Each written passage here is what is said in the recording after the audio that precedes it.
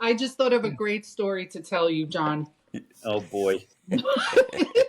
Now the fights are going to begin. Yeah, let's bring it on. Yeah. I see it happening. Yeah, thanks for this, John. You just ruined my Saturday night. You're welcome. My pleasure entirely, Steve.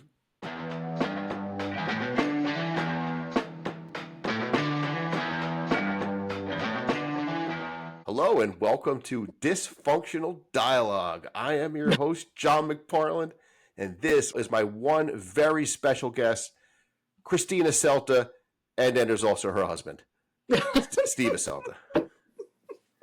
He insisted on tagging along. Yes.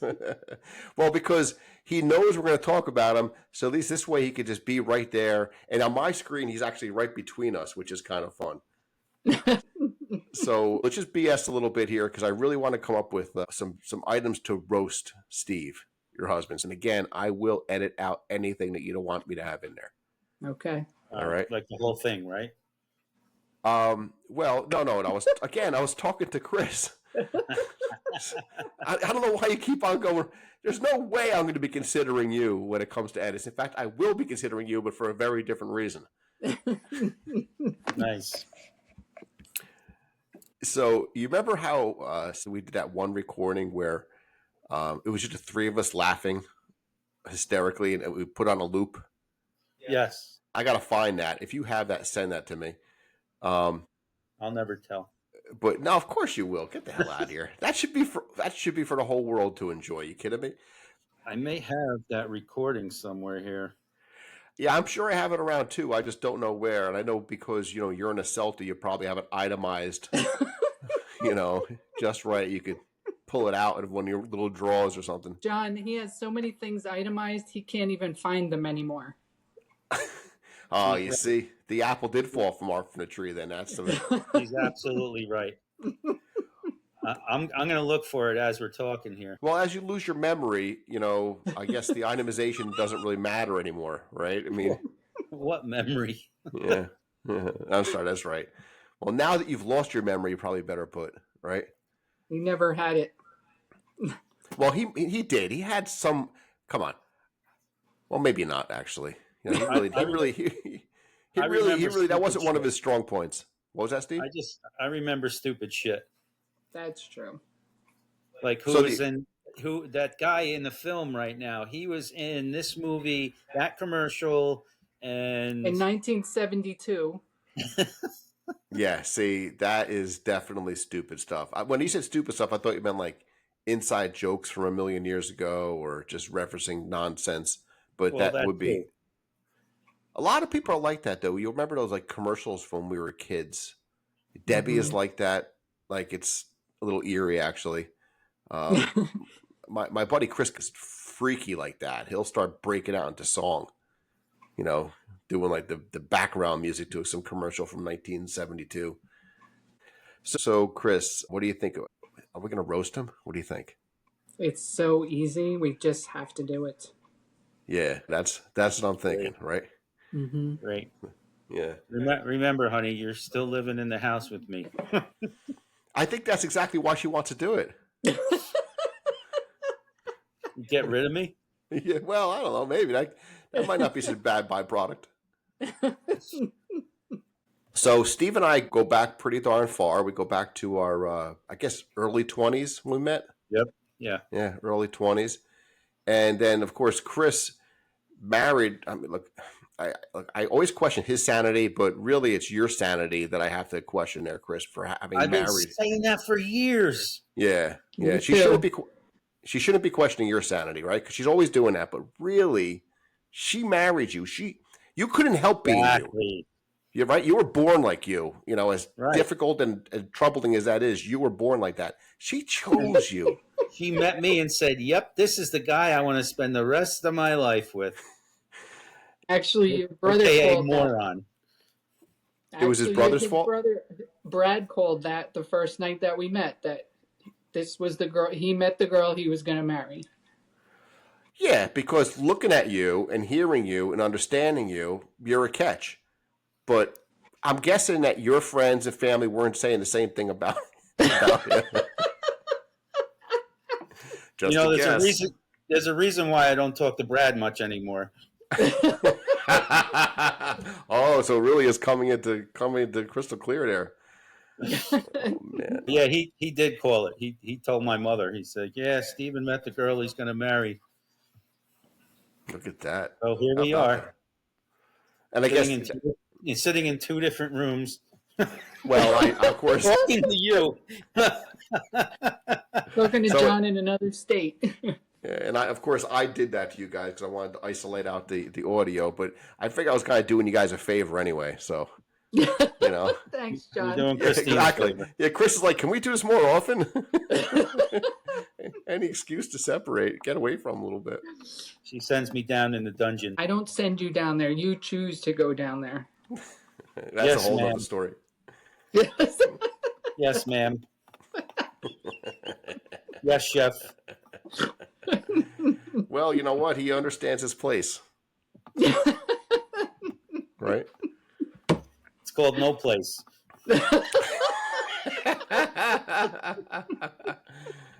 Well, if the no place fits, you know. What do you want to talk about? Come on, Anything don't but put a story. politics. Steve, how about you? Politics. Oh, that's fun. Yeah, we'll have a blast. with No, that. no. We're not going to go there. We're not going there today. No, in case we're not all just completely worn out from that. But so I'm thinking that Steve, with his exceptional memory that he has, will have a story for us. Steve, what kind of story do you want to bring up? How about a story about your wife? Who? I just flipped it on this. Who?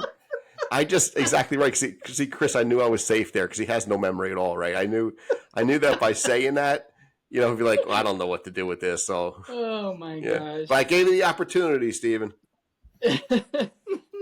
Where Let it am be I? said. Is this thing on?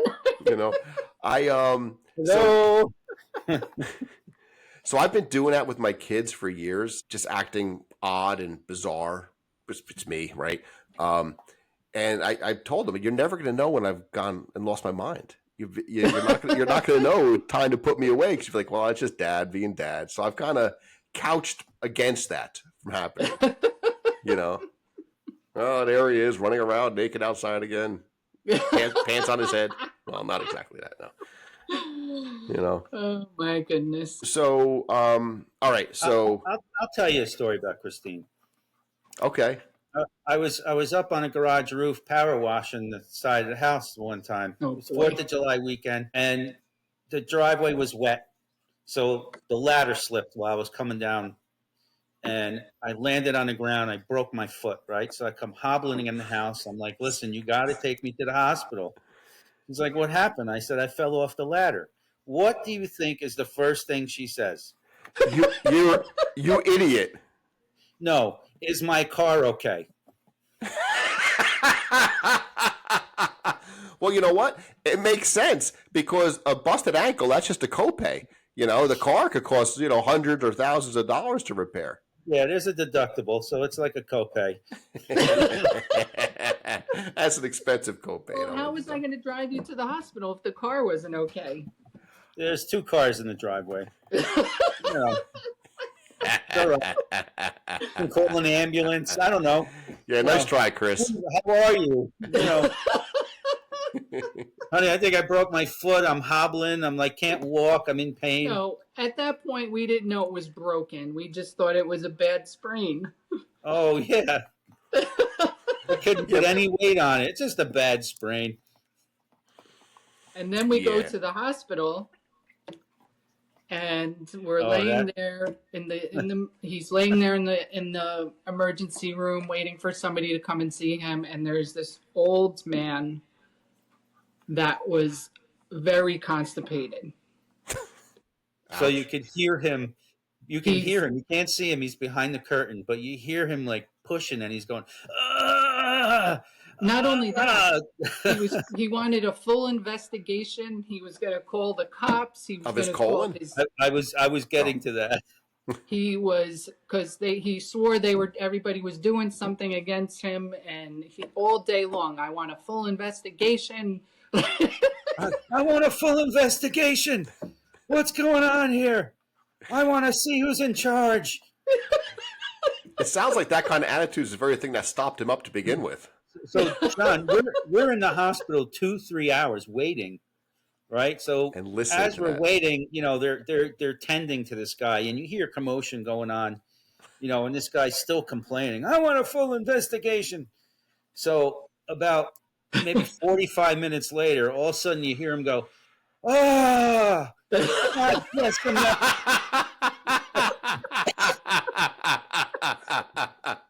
oh, poor guy." So they had Yeah.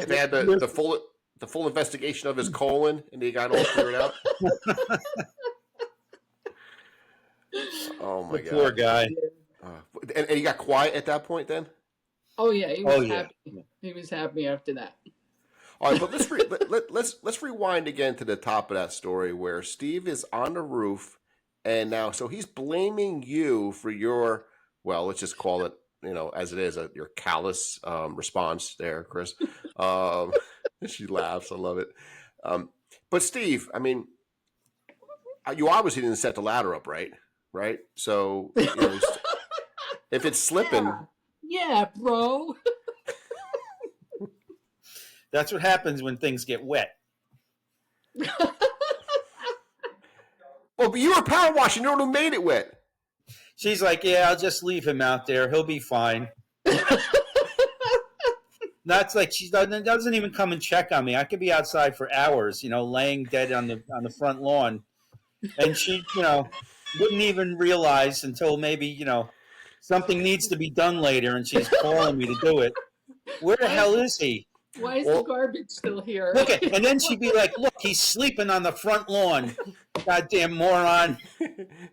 And all she do during that whole I'm time, just gonna leave him out there for the rest of the night. serves Meanwhile, I'm him right. bleeding out slowly. It's okay though. So you're out there half dead, and all she can think to herself is, "Boy, for some reason, I feel so at peace. I don't." It's She's nice in in there here singing. tonight. Hold on a minute, bro. Who's been tying your shoes and cutting your meat? Oh yeah, she's got to tie my shoes because I can't use my thumb. You ever try So- tying something with one hand? Chris, I was saying to him before he should get those old man Velcro shoes.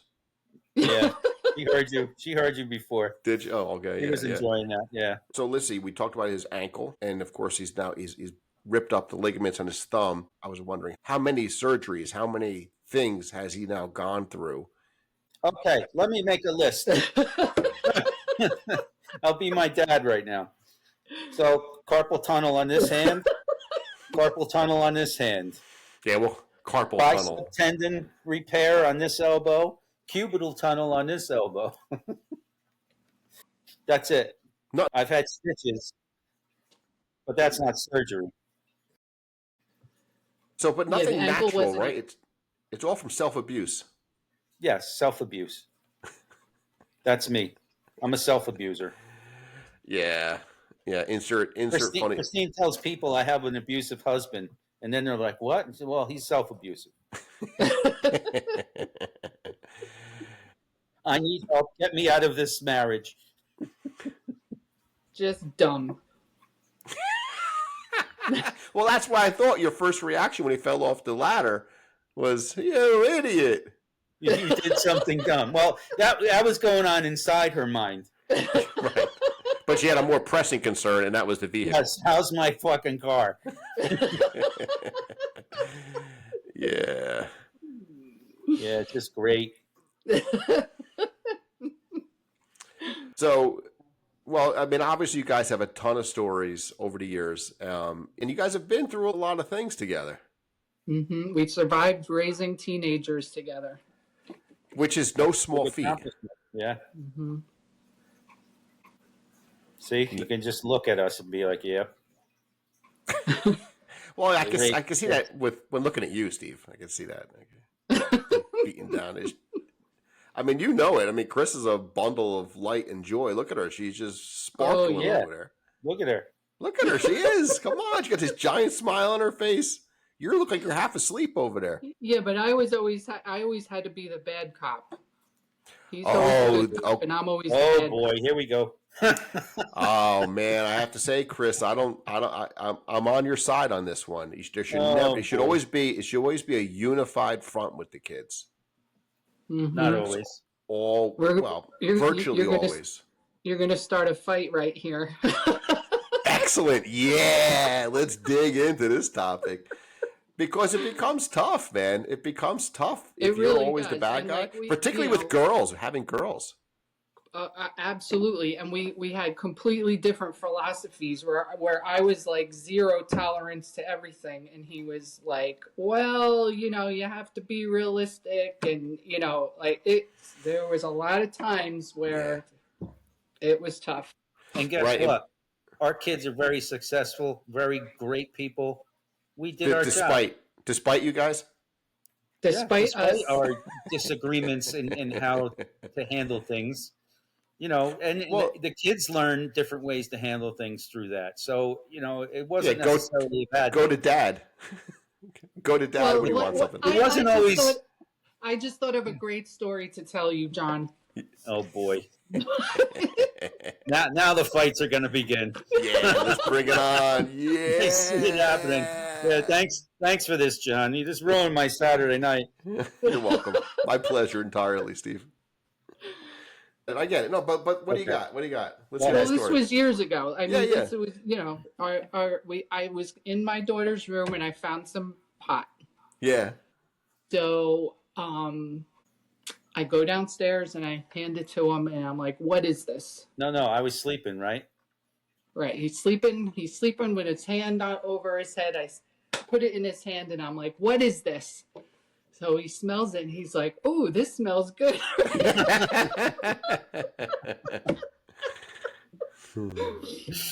So he was like, "I want to handle this. You don't have to. Don't worry about it. I will take care of it." Fine. I just found out a year ago how he handled it. Oh, okay. You know what? I actually know the punchline to this, I think. But I'm gonna let you say it. I'm pretty sure. I found out back then how he handled it. I'm sitting there. Oh, so you knew how he handled it? And I you think didn't so. let me I'm know. pretty sure I know the answer. Okay, now I see. I'm sitting there with my daughter and her friends, and we're chit-chatting and blah, blah, blah. And that story came up, and she goes, "Do you want to know how Dad handled it?" I'm like, "Yeah." She goes, "He gave me a Tupperware and told me to make sure I hide it better because Mom's going to kill all of us." That is my Well, memory the as thing well. was, John, if you walked in a room, you could smell the pot. I mean, it was like pungent. Yeah, so it was getting everything stinky. So it was, it was very easy to walk in a room and, know she had pot in there somewhere. And just like when I found she made some sort of bong out of a soda bottle, and I showed it to him. Brilliant. I'm like, "What is this?" He's like, "This is genius." Well, good though. You want to be able to compliment your kids. The soda bottle, the plastic hose, she even had a little carburetor on it. It was brilliant. Brilliant. I was like, where did this kid come up with this? And you know how she learned how to do it? Yeah, YouTube. YouTube? YouTube. I just figured, you being so mechanically inclined, she just picked up a few things from you over the years. So Wow. yeah. So YouTube really does hook up the kids. Yeah. Yeah, You can look up almost anything on there to learn how to do something. I know. Someone will show a video showing you how to do it. Man, it's a good resource for a lot of things. So, Chris, I did know that story. Steve told me that shortly after it happened. Oh, so you've been keeping secrets from me. See? Well, not me. I didn't know that you didn't know. Yeah, sure. I told you not to tell her, John. I couldn't tell you. I couldn't tell And you you what. did. All I know is I remember the story. I couldn't tell you how it happened or when it went down. Probably just organically Everybody's came in up. trouble. That is a good story, though. I mean, it really does show just the very different parenting styles. And of course, the best way to do it is probably somewhere in the middle there, right? It's from the zero tolerance to on one side of the pendulum and Yeah. Steve on the other. Well, it was the type of kid, if you told her not to do something, she would defy you. So you had to be Oh. very very cautious on how Mind you games. approach her, Yeah. So, I mean, even when she was a little baby, and you tell her, "Don't put that in your mouth," she would go like this, look you right in the face, and be like, Wow. oh yeah. It's not in my mouth. It's next to it. It's not in my mouth. Do you remember your kids saying anything that was just outrageous out there, or just typical things that kids say? I remember Alex had said one time, which is just a great line. Are people made of meat? Are people made of meat? Is that a great and line? what was your answer to that? I said, yeah, we are. Some of us ground up.